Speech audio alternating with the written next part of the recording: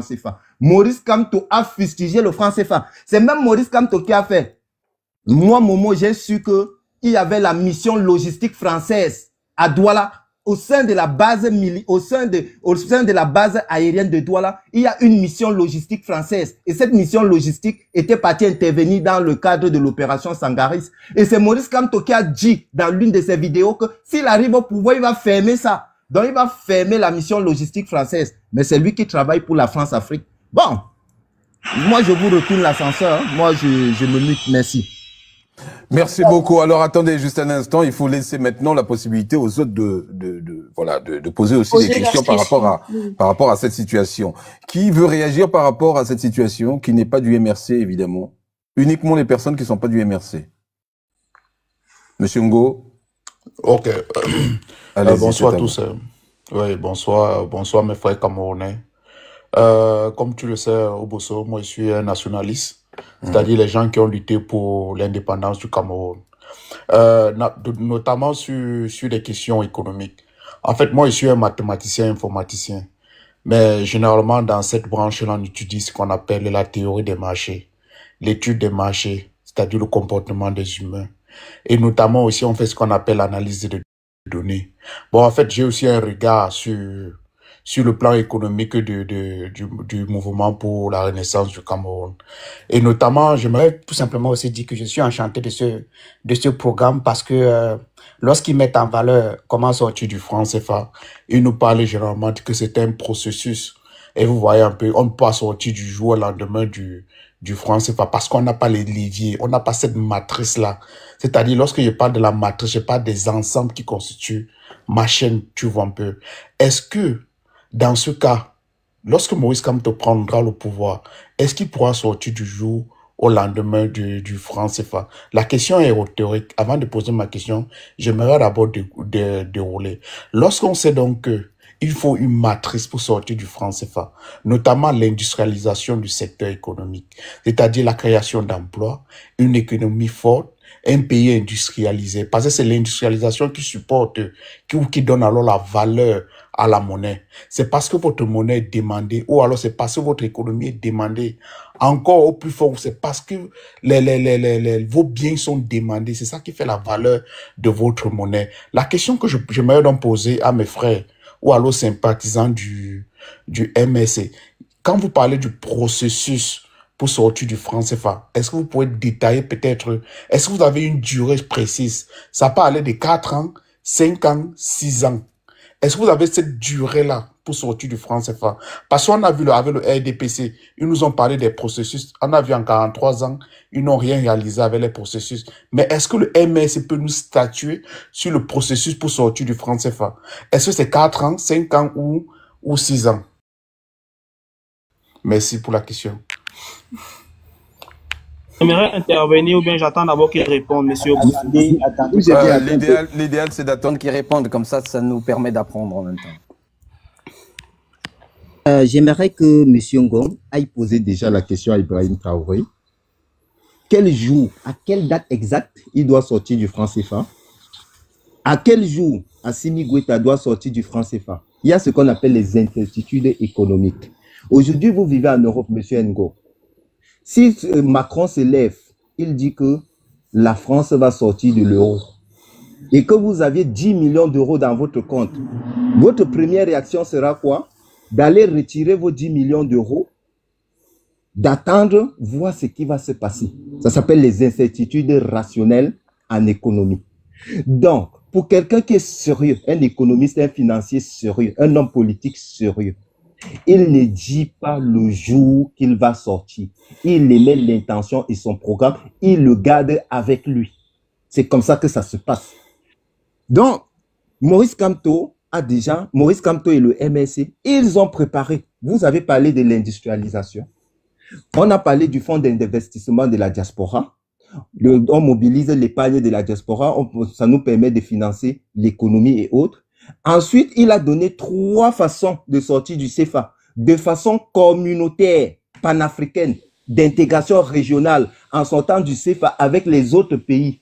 Maintenant, sachant qu'il y a des France-Africains ou des gens qui vont perdurer dans le CFA, qui vont refuser, Il a dit si les 15 pays ou les 14 pays ne sortent pas ensemble du CFA, il va revenir en Afrique centrale simplement avec les pairs.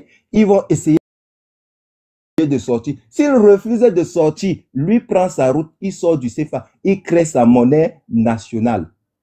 Alors, il y a une commission d'experts et cette commission d'experts a déjà fait ce travail.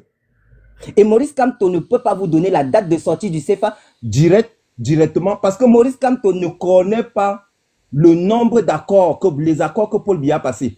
Déjà, je vous prends un exemple. Voilà Paul Biya qui est parti signer les APE. Quand Paul Biya s'en va signer les APE, ça veut dire quoi? Ça veut dire que M. Obosso, qui est camerounais, qui produit de la tomate au Cameroun ou qui produit les bobolos au Cameroun, il produit son bobolo à 90 francs CFA, alors que un Français ou je ne sais pas, Mathieu, qui produit le même bobolo à Paris à 40 francs, 50 francs CFA, ne paye pas les taxes douanières, ne paye pas les droits de douane. Vient vendre le bobolo au Cameroun, il va vendre son bobolo à 70 francs ou à 80 francs. Tandis que M. Obosso, qui est camerounais, pour faire du bénéfice, il sera obligé de vendre son bobolo à 100 francs. Ça veut dire que Paul Biya a tué d'abord le Made in Cameroun. Il met le Cameroun dans une situation d'importation excessive et abusive. Il faut du protectionnisme pour les entreprises camerounaises, et les Camerounais. C'est ça le programme de Maurice Kamto sur les APE et le franc CFA. Donc, que ce soit clair. Maurice Kamto est le candidat de la sortie du franc CFA et Maurice Kamto est le candidat de la rupture des APE. Maurice Kamto est le candidat de la fermeture de la mission logistique qui est une représentation de la base militaire française du Gabon au Cameroun. Voilà ce où Maurice Kamto s'oriente. Je me permets de rajouter. Allez-y. Je comprends l'inquiétude de Monsieur Ngodon. Une fois que tout le monde a compris que c'est un processus et que ça ne se fait pas en une étape, quelles sont donc les sous-étapes qui rentrent donc dans le processus? La première chose, c'est ce que Momo disait, ça va être la réforme du système productif national. Donc, comment est-ce que on industrialise pour avoir une souveraineté économique? Parce que la dépendance aux importations, il faut le savoir, c'est l'un des plus grands freins à l'indépendance monétaire. Donc pour cela, pour que on retrouve cette souveraineté économique, le MRC va déjà proposer une stratégie nationale d'industrialisation qui est axée sur la transformation locale des matières premières. Cacao, café, bois, coton, pétrole, gaz, enfin, tout ce que vous connaissez. Il y a aussi la création de zones industrielles spécialisées par filière. Donc, l'agro-industrie, le textile, le chimique, l'énergétique, avec des incitations fiscale. Il y a aussi une politique de contenu local forte qui va obliger les multinationales à sous-traiter localement. Parce que l'objectif ici, c'est quoi? C'est de substituer progressivement les importations par la production nationale pour donc réduire la demande en devises étrangères. Ça, c'est d'un. La deuxième étape du sous-processus, c'est, avant de sortir du franc CFA, le MRC veut renforcer les capacités internes de financement. Ça passe par la lutte acharnée déjà contre la corruption, les détournements de fonds et les exonérations fiscales d'amis qui se font au Cameroun. Il y a aussi l'élargissement de l'assiette fiscale. Et comment on élargit l'assiette fiscale? Il y a plusieurs mécanismes, mais le plus gros, c'est la formalisation du secteur informel. Parce qu'il faut savoir, Obosso, que au Cameroun, 80% du marché est informel. C'est-à-dire que les gens ont des petits business, des petites affaires qui ne sont pas, qui ne récoltent pas l'impôt. Tout ça. Il y a aussi toujours dans la maîtrise budgétaire, donc pour renforcer les capacités internes de financement, il y a la proposition de créer une banque publique d'investissement qui serait destinée à financer donc les PME, les start-up stratégiques. Le professeur Moïse, et finalement aussi comment on augmente progressivement la part des recettes non pétrolières dans le budget. Ici, le but c'est quoi? C'est accroître la résilience du budget de l'État pour supporter la transition monétaire sans dépendre, comme c'est le cas aujourd'hui, de tous ces bailleurs étrangers. Une fois que c'est fait, donc je suis toujours dans les étapes du processus avant la sortie du franc CFA. Mais sortie du franc CFA, au-delà d'être une décision économique, c'est une décision politique, comme un de mes frères le disait. Donc ça nécessite une réorientation géostratégique où on va devoir développer le commerce intra-africain et diversifier nos partenaires. Parce qu'il faut savoir que la France aujourd'hui, oh là là, merci. Il faut savoir que je me perds même dans mes idées que sortir du franc CFA va altérer justement nos relations avec la France. Et vous voyez qu'on a déjà cette volonté, nous les France-Africains, entre guillemets. Donc, une réorientation géostratégique, c'est déjà d'intensifier encore plus les relations économiques qu'on a avec des pays d'Afrique non CFA. Non CFA, notamment via la ZLECAf, donc la zone de libre-échange continentale africaine, c'est de rechercher aussi des partenariats monétaires alternatifs avec des pays qui n'ont pas forcément la même monnaie que nous, mais qui ont les mêmes objectifs, qui sont même voisins, avec qui on partage une histoire, le Nigeria, le Ghana, je sais pas, le Rwanda. Et donc, plus on a d'accords bilatéraux en monnaie locale ou alternative, ça va limiter l'exposition à l'euro et construire donc des échanges commerciaux plus équilibrés. Je suis en train de vous montrer que au-delà même de l'aspect monétaire, il y a aussi cet aspect de souveraineté, d'établir des partenariats gagnant-gagnant. Et finalement, une fois qu'on aura donc mis en place cet environnement économique stable, il y a encore d'autres petits sous-processus, donc les transitions en plusieurs phases. Donc un audit complet de la situation monétaire actuelle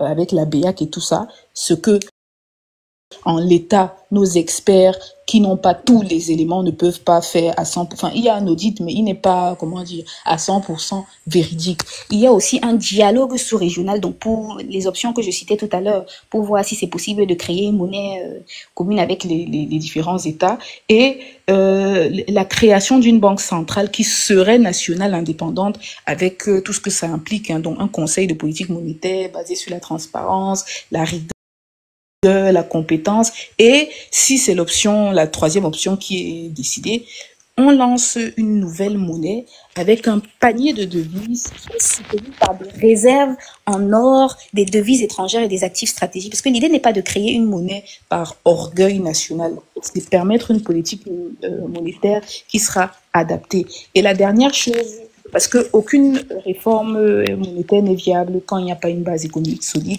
c'est de réformer, c'est d'investir massivement dans le capital humain et les infrastructures. Donc, réformer en profondeur l'éducation pour avoir une main-d'œuvre qualifiée. Parce que lorsque je vous dis qu'on va industrialiser, qui va industrialiser? C'est pour ça que dans le volet éducation, on vous parle par exemple de la création de lycées agricoles. Parce qu'on aura besoin de ces ressources humaines-là qui vont constituer une main-d'œuvre qualifiée. Qui dit main-d'œuvre qualifiée dit une augmentation de la production.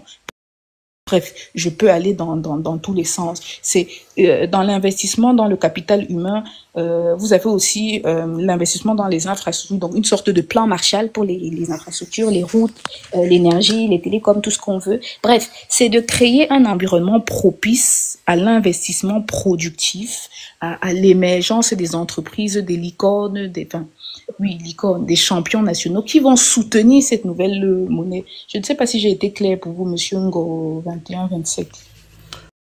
Ok, donc grand merci pour votre réponse, et notamment aussi à la réponse de Momo. C'est vrai que j'ai encore deux questions, si Obosso me le permet. Oui, allez-y. Essayez d'ajouter quand même, j'ai une petite remarque. Après, je suis pas un expert en éco ni un expert dans ce domaine. Je fais pas de la politique du tout. Hein, pardonnez un peu, voilà, mon insouciance si jamais je m'écarte. Moi, je pensais qu'en fait, dans un programme, on allait non seulement trouver des idées, c'est celle que vous avez mis en place là, des idées avec une belle construction, les phrases sont assez simples pour la compréhension de tous, mais je pensais qu'on allait quand même trouver ce qu'on appelle le déroulé. Comment allons-nous faire pour atteindre ces objectifs-là? Et ensuite, à l'intérieur de chaque step, on allait creuser encore un peu plus pour faciliter la compréhension. Parce que là, quand vous parlez, si on fait partie du parti et qu'on comprend un petit peu comment ça fonctionne, on se dit, bon, ben, c'est assez simple. Mais pour celui qui comprend pas, ça devient tout de suite très technique. Vous voyez ce que je veux dire? Moi, je pensais que c'était ça, en fait, dans le programme. Dans le programme, on va me dire, bon, bah, écoutez, on veut créer notre monnaie, on va le faire de cette façon-là.